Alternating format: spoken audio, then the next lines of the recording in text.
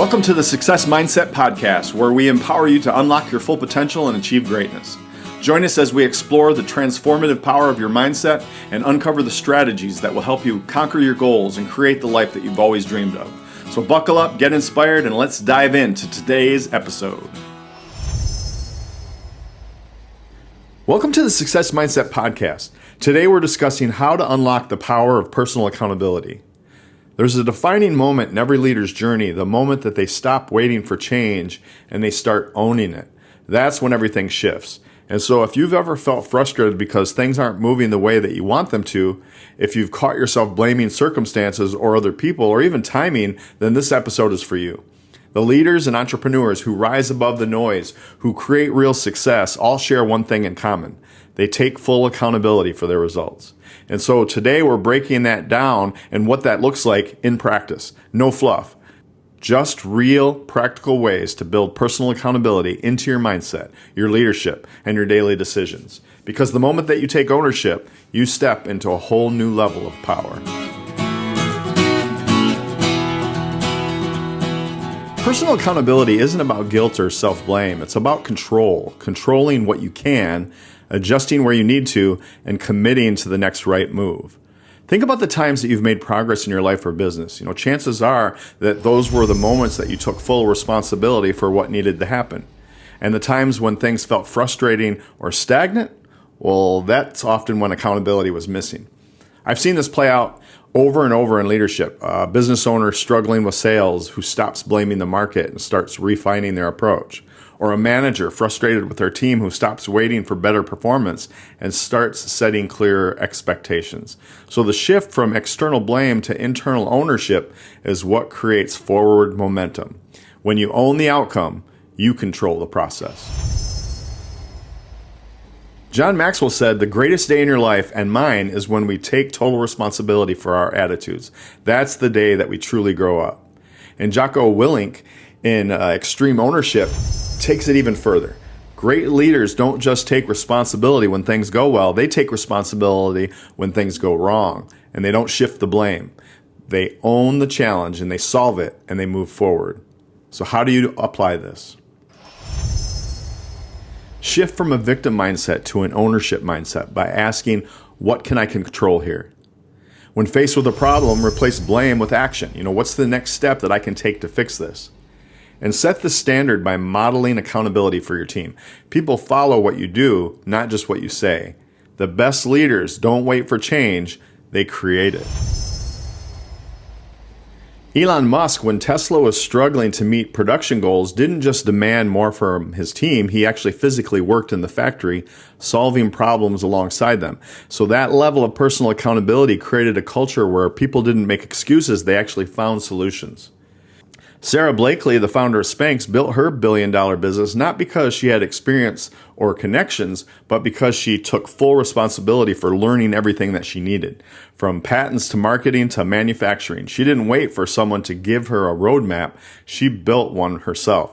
And so that's the power of accountability. The moment you stop waiting and start acting, you create new opportunities. So now let's talk about a case study about the power of radical responsibility.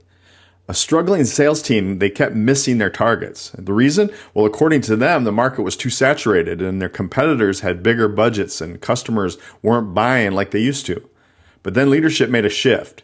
Instead of blaming external factors, they asked, what can we control? They rewrote their sales process and improved their follow-ups, and they focused on strengthening their relationships with clients. And so the result was performance increased, not because the market changed, but because their mindset did. They stopped making excuses and they started taking responsibility for the results. The same principle applies to any challenge. So the moment you shift from waiting for circumstances to improve to actively creating better outcomes, you put yourself back in control.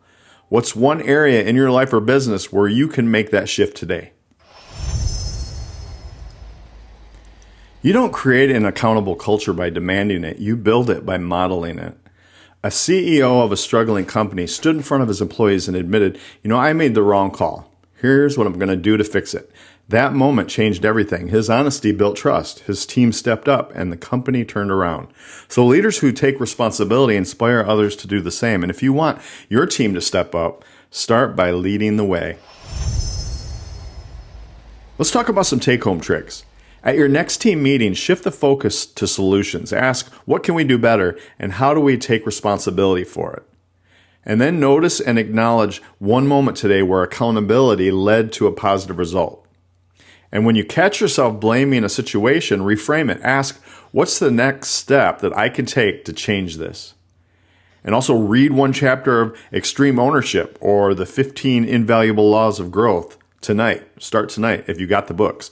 And then identify one area where you've been avoiding responsibility. Take one step today to change that. Personal accountability is the foundation of leadership and success. And the moment that you shift from blaming external factors to owning your results, you open the door to growth. The best leaders, they take full responsibility, even when it's uncomfortable, and that's what sets them apart. If there's one thing that you can take away from this episode, let it be this. The power to change your results is already in your hands. I mentioned 2 books in this episode, Extreme Ownership by Jocko Willink and The 15 Invaluable Laws of Growth by John Maxwell. For more resources, visit my website, thecoachingforme.com. And next week, we're going to talk about the success mindset in action, practical strategies for everyday growth, the daily habits that fuel high performance. Don't miss it. At the end of the day, the level of success that you experience, whether in business or leadership or life, comes down to one thing: what you choose to own. So the moment that you stop waiting and you stop blaming and you start taking full responsibility, everything changes. You don't need permission. You don't need the perfect circumstances. You just need a decision, and a decision to rise above excuses, to take control of your actions, and to commit to becoming the person who follows through no matter what. So accountability isn't just a leadership trait, it's a personal standard. It's the difference between staying where you are and becoming who you were meant to be. So today, make the choice. Own your challenges, own your progress, own your success. Because when you do, the results will take care of themselves. I'll see you next week.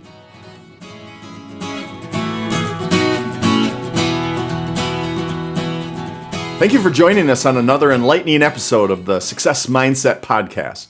Remember, you have the power to shape your destiny and create the life that you desire. If you're ready to take action, subscribe to the podcast and never miss an episode. Share it with your friends and your family and help us build a community of like-minded individuals striving for success. Until next time, stay motivated, keep learning, and let's continue to achieve greatness together.